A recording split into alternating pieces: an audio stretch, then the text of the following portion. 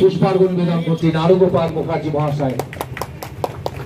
এবার বিশিষ্ট শিক্ষাবিদ শ্রী অশোক মহাশয় পুষ্পার্ঘ নিবেদন করছেন। মাতৃভাষা দিবসে বাঙালি হিসেবে আমি গর্ববোধ করি।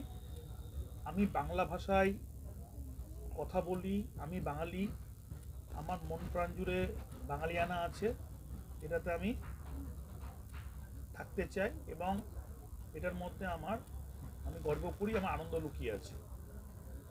আন্তর্জাতিক মাতৃভাষা দিবসের যে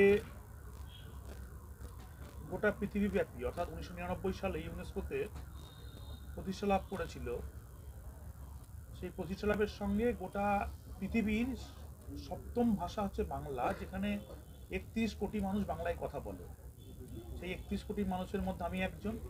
আমার ভাষা নিয়ে আমি গর্ব করি, আমার ভাষা আমার অস্তিত্ব এবং আমার ভাষা নিয়ে আমি থাকতে চাই, চলতে চাই, আমার ভাষা নিয়ে আমি মরতে চাই। তো সেই জন্য আমার ভাষা বেঁচে থাকলে পরে আমি বেঁচে থাকবো, বাঙালি সমাজ বেঁচে থাকবে। আমি বাঙালি হিসেবে আমি সবসময় আমার ভাষা যেন আরও সবুজ থাকুক, আরও সবসময় লাইফ থাকুক, ভাষার মধ্যে প্রাণ থাকুক, আরও বৃহত্তর মানুষ বাংলা ভাষাকে তার সুন্দরভাবে ব্যবহার করুক এবং আমার পরবর্তী জেনারেশনও যেন এই ভাষার মূল্যবোধকে স্বীকার করে এবং এগিয়ে নিয়ে যায় ভাষাকে। এটা আমার চাহিদা থাকবে।